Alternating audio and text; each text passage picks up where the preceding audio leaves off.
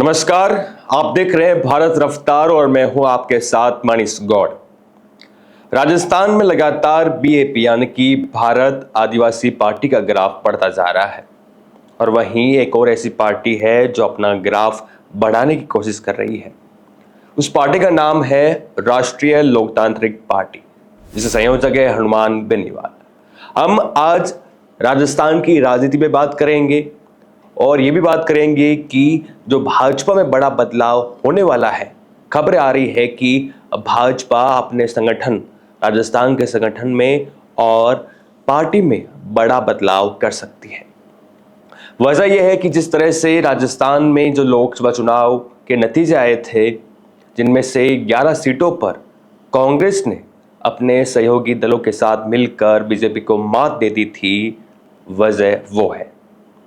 आपको पता होगा कि कल नरेंद्र दामोदर मोदी ने प्रधानमंत्री के तौर पर तीसरी बार शपथ ली है, यानी कि प्रधानमंत्री बन गए हैं और इसके साथ ही 71 मंत्रियों ने शपथ ली है।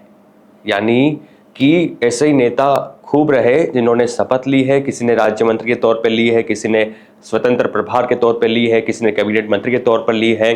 राजस्थान में आपको पता होगा कि 4 नेताओं ने शपथ ली है। भागीरथ चौधरी, गजेंद्र सिंह शेखावत, अर्जुन राम मेघवाल और एक नेता और है भूपेंद्र यादव। ये वो नेता है जिन्होंने शपथ ली है। आपको पता होगा कि पहले कैलाश चौधरी मंत्री थे लेकिन चुनाव हार के थे। चलिए बात हम शुरू करते हैं। राजस्थान में जिस तरह से बीजेपी ने 4 नेताओं को मंत्री बनाया है, इससे उन्होंने जातिगत समीकरण को पूरी तरह से साधने की कोशिश की है। भूपेंद्र यादव ओबीसी के नेता है, यादव समाज से आते हैं, तो यादव बिरादरी को, ओबीसी समाज को साधने की कोशिश की गई है। अलवर से चुनाव जीत के आए हैं। भागीरथ चौधरी जो कि एक बड़े जाट नेता है और मारवाड़ में काफी प्रभाव है, और इनको जिम्मेदारी देकर भाजपा ने जताने की कोशिश की है कि हम जाट विरोधी नहीं है, किसान विरोधी नहीं है, और जाटों को अपने पाले में लेने की कोशिश की है। तीसरा नाम है अर्जुन राम मेघवाल, एक बड़ा दलित चेहरा है। भाजपा ने, आपको पता होगा कि कुछ साल पहले इनको कानून मंत्री बनाकर ये संकेत दिया था कि बाबा साहब भीमराव अंबेडकर के बाद ये दूसरे से दलित नेता है जिनको हमने कानून मंत्री बनाया है। इसके अलावा जो अगला नाम है वो राजपूत समाज से आने वाले गजेंद्र सिंह शेखावत का है, जो कि एक बड़े नेता है और लगातार चुनाव जीत रहे हैं, केंद्र में मंत्री बन रहे हैं। अभी भी उन्होंने कैबिनेट के मंत्री के तौर पर शपथ ली है बीते दिन, और कहीं ना कहीं बड़ा चेहरा बन चुके हैं, उभर चुके हैं राजपूत समाज के नेता के तौर पर। तो ये 4 नेता थे जिन्होंने शपथ ली है। मैं बता दूं आपको कि गजेंद्र शेखावत ने कैबिनेट मंत्री के तौर पर, भूपेंद्र यादव ने कैबिनेट मंत्री के तौर पर, और भागीरथ चौधरी ने राज्य मंत्री के तौर पर, और अर्जुन राम मेघवाल ने स्वतंत्र प्रभार के तौर पर शपथ ली है। तो ये कुछ नेता थे जिन्होंने शपथ ली है। अब राजस्थान में एक बड़ा बदलाव होने वाला है। मैंने शुरू किया था ये बात अपनी करनी, तो मैंने कहा था कि राजस्थान में बड़ा बदलाव होने वाला है, संगठन में बड़ा बदलाव होने वाला है। इसके साथ ही जो प्रदेश अध्यक्ष है बीजेपी के इस वक्त, चित्तौड़गढ़ से जो सांसद जीत के आए हैं सीपी जोशी, वो अब हटाए जा सकते हैं। आपको पता होगा कि भाजपा में गुटबाजी अभी खूब चल रही है। कई गुट है, राजेंद्र राठौड़ का अलग गुट है, वसुंधरा राजे का अलग गुट है, गजेंद्र सिंह शेखावत का अलग गुट है। तो ऐसे कई नेता हैं जिनके अलग अलग गुट बन चुके हैं। सतीश पूनिया के अलग गुट है। तो कहीं ना कहीं भाजपा परेशान हो चुकी है, और कहीं ना कहीं यही नतीजा रहा था गुटबाजी का कि राजस्थान में जो सीटें हैं वो कम आ गई है। एक खबर ये भी चल रही है कि दिया कुमारी और राजस्थान के मुख्यमंत्री, नए मुख्यमंत्री, मैं हर बार कहता हूं नए मुख्यमंत्री इस वजह से क्योंकि काफी दशकों के बाद बीजेपी ने एक बड़ा बदलाव किया है मुख्यमंत्री के तौर पर। तो भजनलाल शर्मा और दिया कुमारी के बीच सब कुछ ठीक नहीं है। खबरें आ रही है कि मनमुटाव चल रहा है दिया कुमारी और भजनलाल शर्मा के बीच में। तो इस वक्त एक खबर आ रही है कि भाजपा में एक नेता है राजेंद्र गहलोत, जो कि प्रदेश अध्यक्ष के तौर पर हमें दिखाई दे सकते हैं कुछ ही दिनों के भीतर। क्योंकि बीते दिन जब शपथ कार्यक्रम चल रहा था, उससे पहले अमित शाह और जेपी नड्डा ने राजस्थान के नेताओं से मुलाकात की थी और नाम मांगे थे कि आप कुछ नाम बताइए जिनको लेकर आप सहमत हो और हम बड़ा बदलाव करना चाहते हैं। तो उस वक्त राजेंद्र गहलोत का नाम निकल कर आया था। दूसरा नाम चल रहा है राजेंद्र राठौड़ का, तो वो भी हो सकते हैं। अपनी बात वीडियो में शुरू की थी, तब मैंने कहा था कि राजस्थान में लगातार बीएपी का ग्राफ बढ़ता जा रहा है, यानी कि राजकुमार रोत की पार्टी लगातार अपने जो प्रसिद्धि का ग्राफ है वो बढ़ा रही है। इस वक्त 2 विधायक है और वो खुद सांसद बन गए हैं। पिछले विधानसभा चुनाव में उन्होंने कई सीटों पर चुनाव लड़ा था और 4-5 सीटों पर दूसरे स्थान पर रहे और 3 सीटें उन्होंने जीती थी, दर्ज की थी अपनी जीत। तो कहीं ना कहीं राजकुमार रोत की प्रसिद्धि भी बढ़ती जा रही है, खास तौर पे जो आदिवासी क्षेत्र राजस्थान में, वहां पर, गुजरात में भी बढ़ रही है। उन्होंने अपनी नई पार्टी बनाई थी पिछले विधानसभा चुनाव में, तो अब वो लगातार अपना प्रभाव बढ़ा रहे हैं राजस्थान के साथ साथ बाकी के सीमावर्ती इलाकों में, राज्यों के इलाकों में। बीते दिन राजकुमार रोत ने दिल्ली में मल्लिकार्जुन खड़गे से मुलाकात की थी।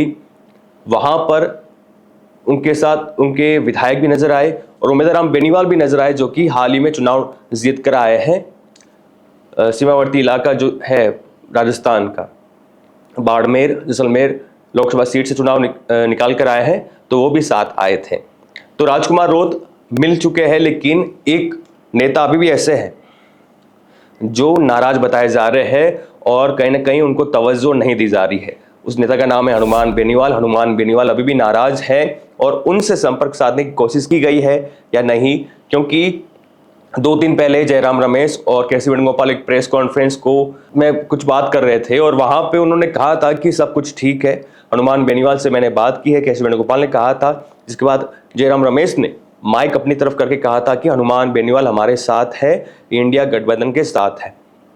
लेकिन हनुमान बेनीवाल का कहना है कि सब कुछ ठीक नहीं है, मुझे प्राथमिकता नहीं दी जा रही है, इंपोर्टेंस नहीं दी जा रही है, दरकिनारी की जा रही है, अपमान किया जा रहा है। तो हनुमान बेनीवाल कहीं ना कहीं इंडिया गठबंधन से नाराज है, क्योंकि जो बैठक हुई थी चुनाव के नतीजे आने के बाद दिल्ली में, उसमें हनुमान बेनीवाल को बुलाया नहीं गया था। तो अब हनुमान बेनीवाल नाराज है। क्या वो भाजपा की तरफ जा सकते हैं?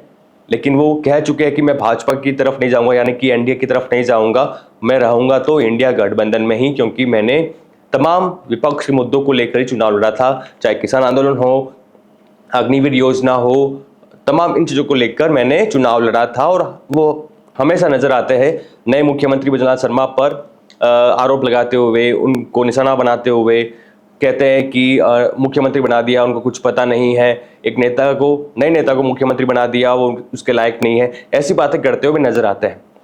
तो हमने अभी बात की बीएपी को लेकर, आरएलपी को लेकर, जो 4 नेता सांसद से मंत्री बने हैं उनको लेकर। जिस प्रकार से आपने देखा होगा कि मंत्री बनाने के पीछे कई वजह है बीजेपी की, जातिगत समीकरण को साधना चाहती है, राजपूत समाज से, दलित समाज से, ओबीसी समाज से और जाट समाज से, तो कहीं ना कहीं साधने की कोशिश की है। अब देखते हैं कि संगठन में बड़ा बदलाव होता है नहीं होता है। प्रदेश स्तर पर प्रदेश अध्यक्ष बदले जाते हैं नहीं जाते, क्योंकि नाम चल रहा है राजेंद्र गहलोत का और दूसरे नंबर पर है राजेंद्र राठौड़ का, जिनको लेकर पूरी जंग शुरू हुई थी। आपको पता है कि लोकसभा चुनाव में राहुल कसवा का टिकट कटा जाता है, वजह बताया जाता है कि राजेंद्र राठौड़ है, उनकी वजह से टिकट कटा है। राहुल कसवा नाराज हो जाते हैं और वो चले जाते हैं कांग्रेस के पाले में। कांग्रेस बिना देरी के उनको टिकट दे देती है, चुनाव निकाल देते हैं, जिसके बाद जाटों में एक अलग चिंगारी का काम करता है, जो चुरू की लोकसभा सीट है वहां से। और लगातार जो सीटें गई थी शेखावाटी में, कहीं ना कहीं राहुल कसवा का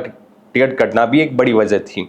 अब देखते हैं कि भाजपा की गुटबाजी, जो नेता है अंदर खाने अपनी अपनी योजना बना रहे हैं, अपने आप को प्रभावशाली बनाने के लिए, दिखाने के लिए, ये कम करने की कोशिश भाजपा पार्टी के जो शीर्ष नेतृत्व के नेता है वो कर पाते हैं या फिर नहीं। और वहीं बीएपी को लेकर खबरें चल रही थी, राजकुमार रोत भी पहले कह चुके थे कि बैठक में हमें नहीं बुलाया गया है, और हनुमान बेनीवाल तो कहते नजर आ रहे हैं, हर बार नजर आ रहे हैं मीडिया के सामने। अब देखते हैं कि तमाम जो घटनाक्रम चल रहा है इसका नतीजा क्या निकलता है। भारत रफ्तार पर आप बने रहिएगा, हम फिर लौटेंगे राजस्थान की तमाम बातों को लेकर, भारत की तमाम बातों को लेकर। तब तक के लिए अलविदा, नमस्कार।